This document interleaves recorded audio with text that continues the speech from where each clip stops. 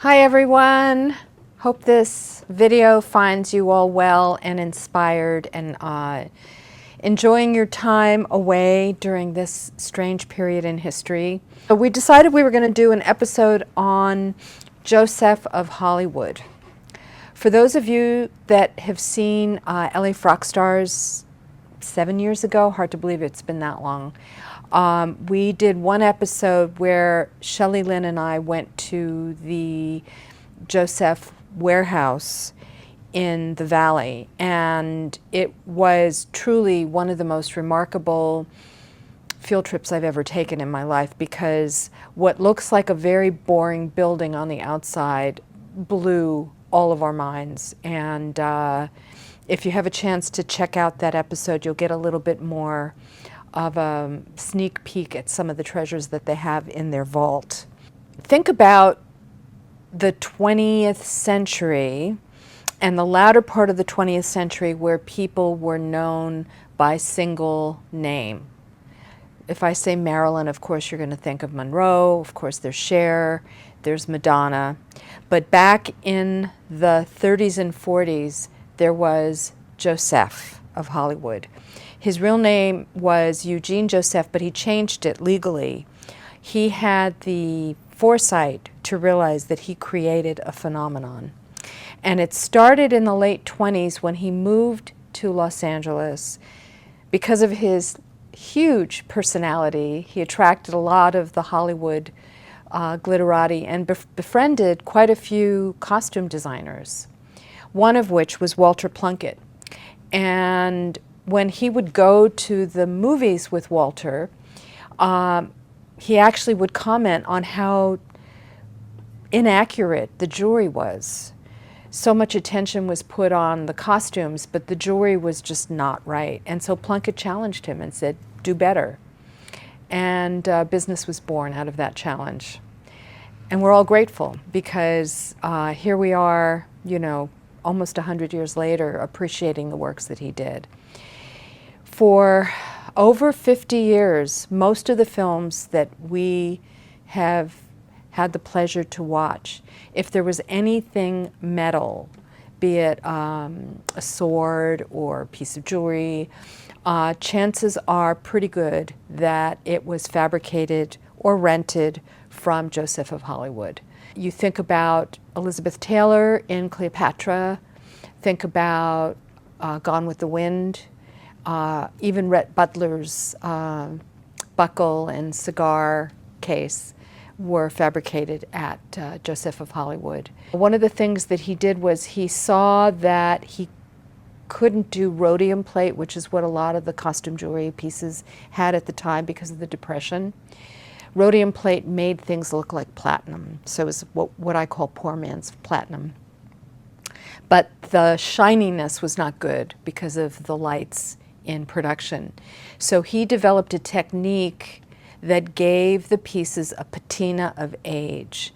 And the color is actually closer to brass color. You'll see with the pieces that we have here on display.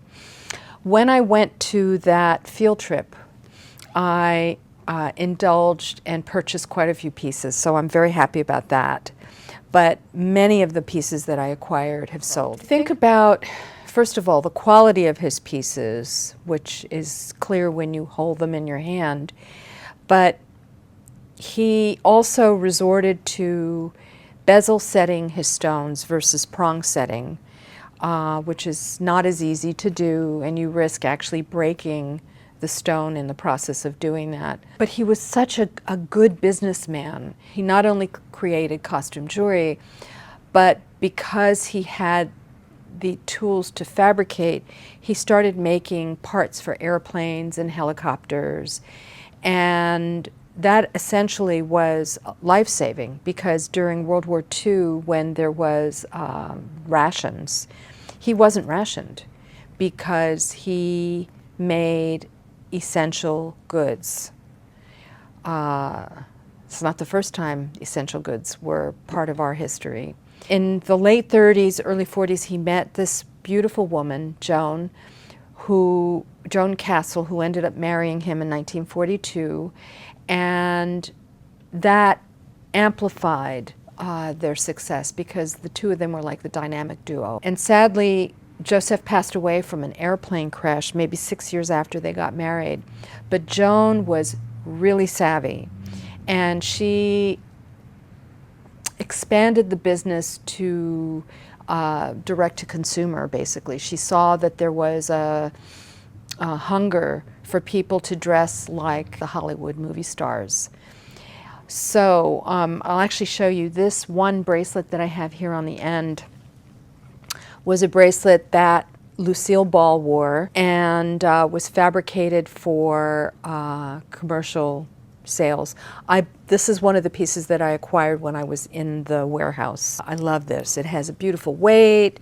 The chain, the articulating chain that is used to create, it's one size fits all because it's got a wire on the inside, and it's classic.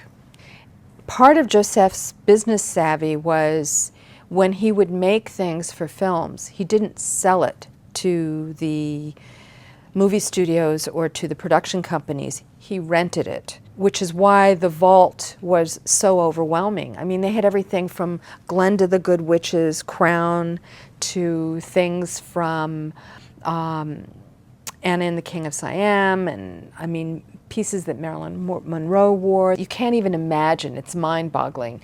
And not only does it have extreme value and cachet because of the film that it was in and the star that wore it, but it also has cachet because of the quality of the work.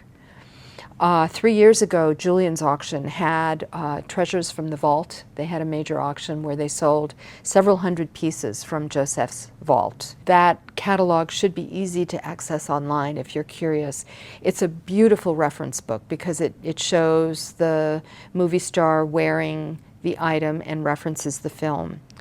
The other thing that I think is really interesting is when they started making things for the public, it wasn't just film pieces that were worn in films. It was things that he wanted to do. I mean, he did a lot of animals. He did a series on horoscope.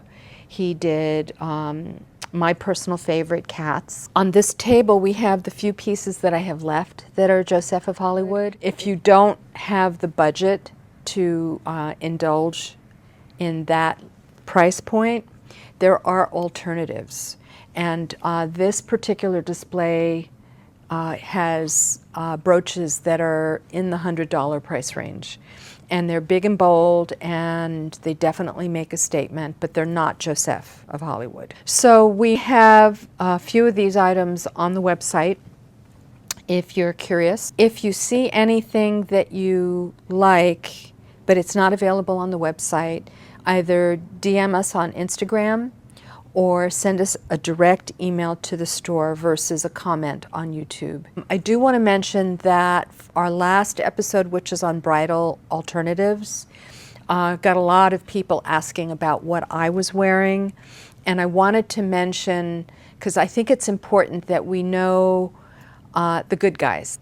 Not everybody knows Ralph Rucci, and his label is Chado, C-H-A-D-O. That tunic was a beautiful, architecturally constructed cotton tunic by Chado Ralph Rucci. I have many pieces of his personally that I wear because they're classic. I love doing these videos for you guys because the positive feedback that we've gotten has been so wonderful. I feel the love. And if you want to see more, please press the subscribe button, and please give us a thumbs up if you feel we're worthy. So until next time, look forward to seeing you. Be safe, be well. Thank you.